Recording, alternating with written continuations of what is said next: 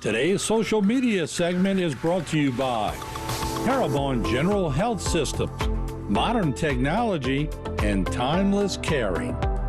Rouse's, you're either local or you're not. Buick, the craft of modern luxury. St. Martin and Bourke, know your rights. South Louisiana Bank, it's better when we bank together. Waits and Downer, attorneys at law. Terrebonne Ford, built Ford tough. Alford and Associates, for all of your insurance needs. CIS, Cardiovascular Institute of the South, the highest quality cardiovascular care available. Barker Honda, the Barker family tradition of quality.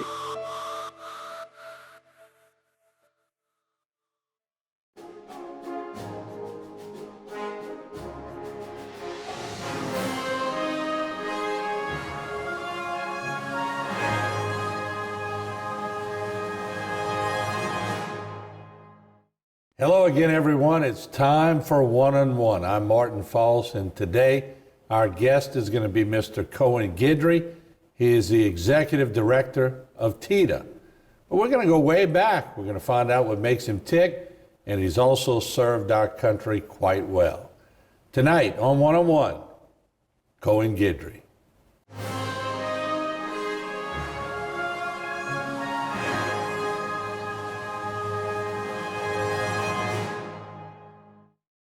One-on-One is brought to you by the Law Office of Waits and Downer.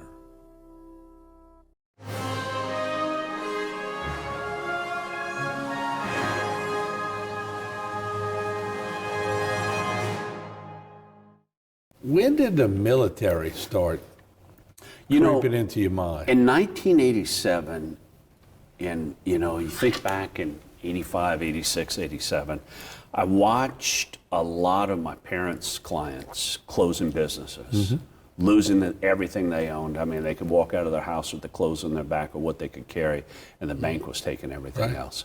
And it was a tough time. And we felt it in our household as well, because, you think about the money that's not coming into a household because people just can't pay their bills. It was a tough time. And, friends of mine who were a little bit older and going into the workforce, they would work for a short time in maybe a shipyard or offshore or something like that, and then they'd be laid off. I don't want to ride that roller coaster. And there was a kind of a change in the persona of what the military was offering. It was, I think 1983, 84, there was a big shift to try to, it was the first time since they did away with the draft. There was an all-volunteer military. I had a girl I was dating, her cousin came home, and he was in his dress blues, he was a Marine, and everybody's oohing and ahhing over, the young guy in his uniform and everything. So I started to question him. I said, do you leave for 4 years and then you come back, or what? How does this work? He said, it's a job. Depending on what job you pick, you can live on base. If you're married, you live off base, and you go report in at 6 a.m. You get off about 4 or 5, unless you're in the field or deployed or, something like that. He said, it's like a job. And I know a lot of people are moving away now. But back then, there weren't a lot of people moving away. They were going to stay close to the nest. But you had to make a decision to leave the nest. That kind of came natural because at a very young age, so when people talk about work ethic and, where did you learn to work? So my dad, he was raised very poor in St. Martin Parish, 9 children, 12, and they lost some along the way, but they all worked to support the household, the farm, or what have you in Catahoula. So he kind of had the same image of he's got 6 kids, so he was going to work them all like, I'll give you room and board, you're going to work the way I want you. So there was always a project. So we always kind of knew how to work. I guess from age 11 to 16, I'd spend my summers on a cattle ranch in Montana. And I would work up there for my mom's uncle. So you got a little farming in you too. This is basically, you cut hay, you feed cattle, you brand cattle, you sell cattle. So rancher. Yeah. When the closest neighbor is 30 minutes away and the closest town is an hour away, I mean, they patrol and search for cattle in airplanes and everything else. So it was learning at a very young age how to repair things, because I was good at breaking stuff. Yeah. So how to repair things, I was driving a vehicle, a truck with a horse trailer on the back at 12 years old. But that's sort of your knack today. You rebuild things, your Jeep that you're driving in. Yeah. You hands-on with all that. It's that started early? It did, because I always had a fascination of, how things worked. I wanted to know how things worked. So Briggs and Stratton engine to you as a child, you tore it apart to see what made it tick. I did. Roller skates and skate. When I was 8 years old, they said, "What do you want for your birthday?" I said, "I want tools. I want a Craftsman toolbox with tools in it." All right. And I started taking apart roller skates and bicycles and skateboards and dirt bikes and everything else. And I wasn't always the best at putting them back together, but I figured it out and learned how to. It's funny because my dad's toolkit consisted of a pair of pliers, a butter knife, and a hammer. My mom was a little more well apt. I remember walking in one day, she's putting a ceiling fan up. I mean, she just had that can-do. There was no challenge that she wasn't. And there were no willing to screws accept. left in the box. Yeah. But it was always something that interests me, and I always had an interest in. And then it became, as a young poor soldier, you had to work on whatever you're driving, because you know it was going to be a piece of junk for 2 nickels that you could rub together to buy something. So you kind of started hanging around the same like-minded people, and you helped each other work on your stuff, and then it went from a necessity to kind of a hobby. And now it's a therapy.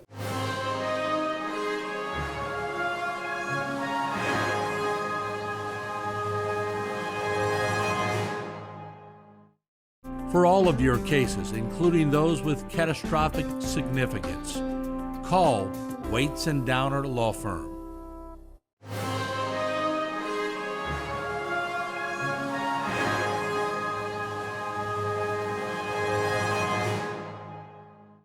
Tell me about when you decided to go into the Army. I gave my parents their fair share of trouble, and I always had a thing for my older sister's classmates and things like that. She was a few years older, and my mom always like, "This girl's going to get you in trouble." And so I went to them at 17, and I said, "I think I'm going to join the Army." And they were like, "That's a good idea. You need some of that in your life." I lost my mom when I was 27, and but my dad still lives in my guest house, he and his wife. So he's 86. I still get to go back and visit him. I don't get back there every night, but I still get back there quite a few times, cook for him on the weekend. But I still jokingly say, I said, I look back now, and you and my mom would sit there and push each other out the way to see who would sign those papers first. And he just kind of bashfully says, "No, we didn't." But at 17 years old, although I thought I was ready to face the world, I wasn't afraid to. And I was like, let's go. Let's see what's next. What was the first day of basic training like for you? It was no sleep. You're up for days on end, and you're just about the time people start nodding off. They come in beating on a garbage can, raising 9 kinds of heck, and keeping you going. It's sleep deprivation, and it starts from day one. And it just. But you made a comment earlier that reminded me of my dad, who went in the Navy, and he was a country boy. So he said he saw a lot of friends. They got together, so when they had to jump off the 60-foot platform, they climbed the ladder. They were doing gainers and flips. It was fun for them. He said when the city boys got up there, They were terrified. they were shaking like a leaf. He said they were ready for it. You were ready, I'm sure. I wasn't ready for everything. I looked at, when I was speaking to my recruiter, I said, what's the hardest job that you have? He said, well, you go into the Army, the infantry would be the hardest. I said, what do they do? He said, well, they're the frontline soldiers and everything else. I said, if I can do that, then I can do everything below it. He said, that's a good way to look at it. He said, you ever think of jumping out of airplanes? I said, man, I'm scared of heights. And he said, this is going to break that for you. So I ended up doing airborne school as well. My first jump was a night jump. I had my eyes closed the whole way down. Until you hit the ground, right? Yeah. But once you get that first jump, I realized it took that fear away. Yeah. And, throughout life, you run into people, and there's always the joking between the branches. The Marine Corps and the Army are always picking on each other. Sheriff Saulnier's Marine, and I'm Army, and we always like to poke at each other. But, it's kind of like, look, we can call our mama fat, but let somebody else come in and do it, and there's going to be a problem. Yeah. And so we joke amongst the branches, But, you know, it's something that's still, every time you get around, you start talking and kind of telling war stories, or because there's certain things you never forget. I don't care how old you get. You talk to veterans and they'll tell you the day they joined and the day they got out. They'll never forget those. Yeah. And I was at a conference one day and they had, I could tell by the class rank, it was a Naval Graduate Academy, it was Prior Service Marine Corps.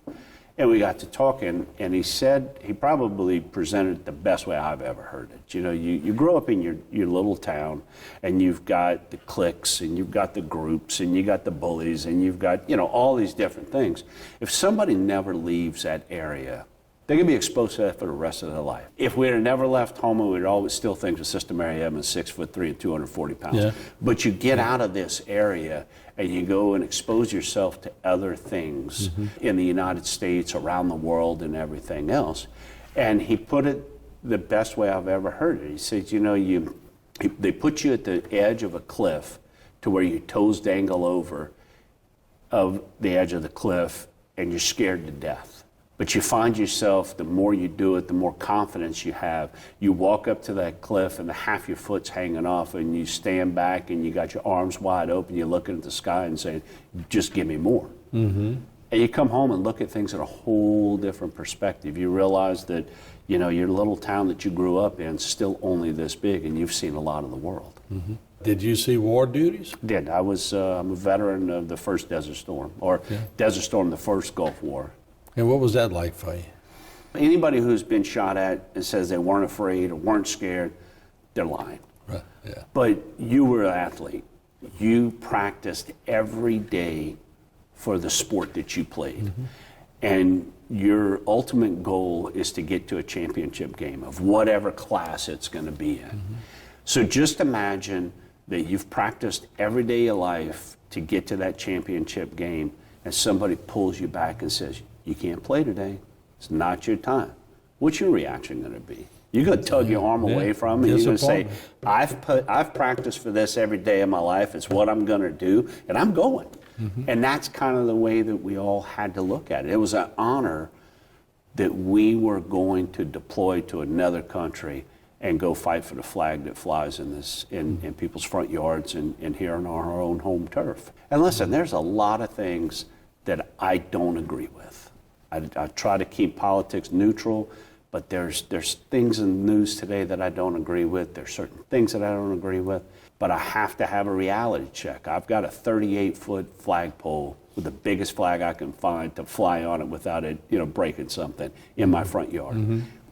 And there's times I have to have a talk with myself, and I look at the flag and I'm like, you may not agree with, you know, whatever, but you went to a foreign land and fought for that flag so they can make the decision, and it's their decision to make. As long as it's not, as long as they're not pushing it on you and trying to make you put a dress on, shut up.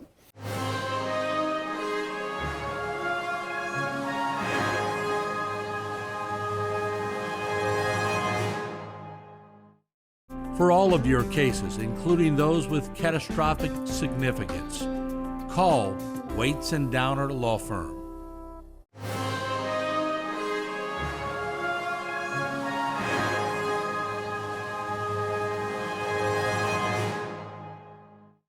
I bet it boils your blood when the national anthem is played and you're at a function and somebody's talking or doesn't show it respect. I have pulled more than one hat off of more than one person's head because they did not remove it during the national anthem.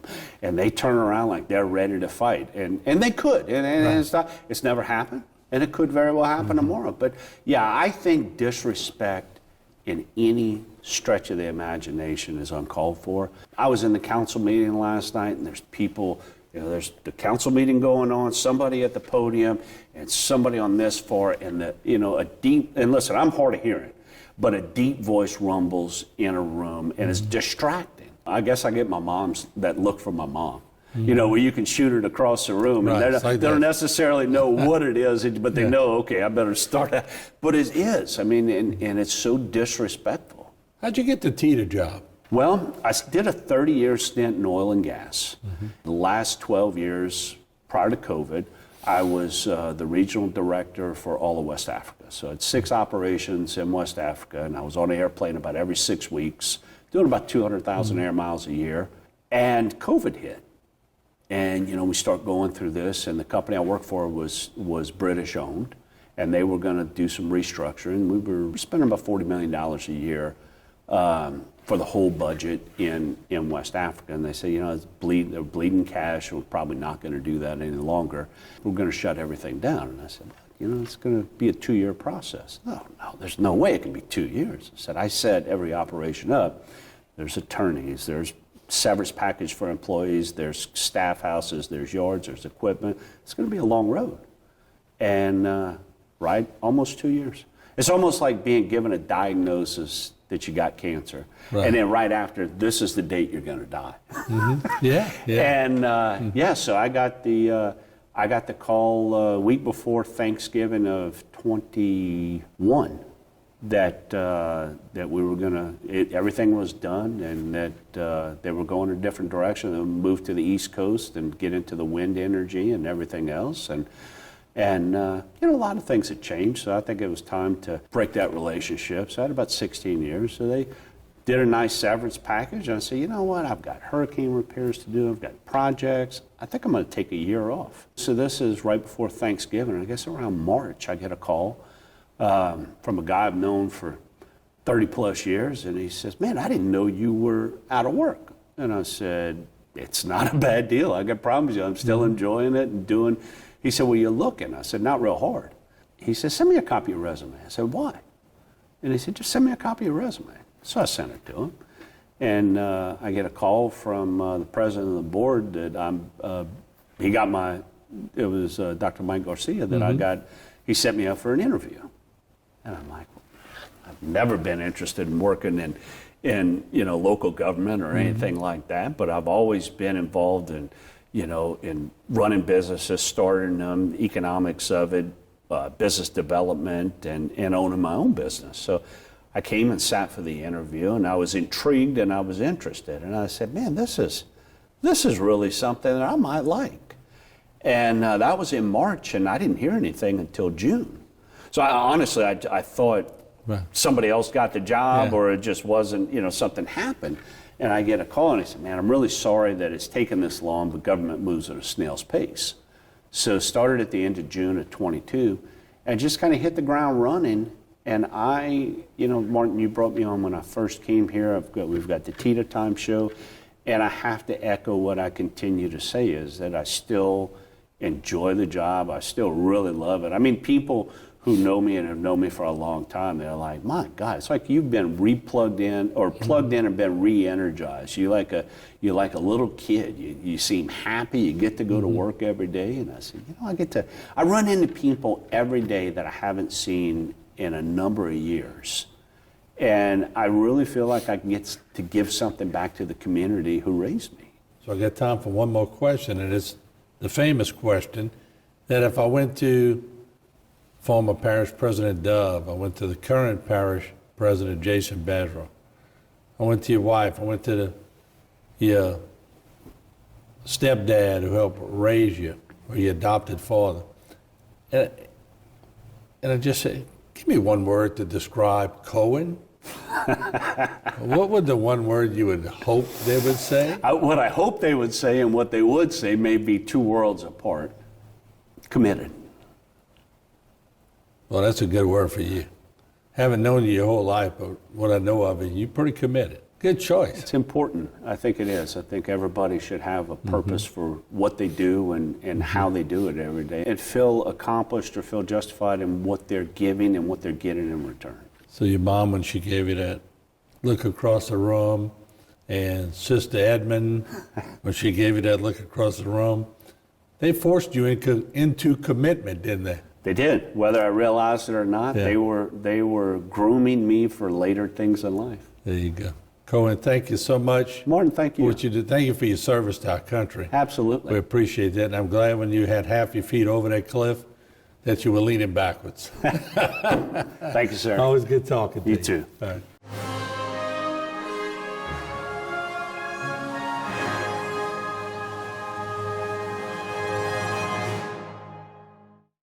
For all of your cases, including those with catastrophic significance, call Waits and Downer Law Firm.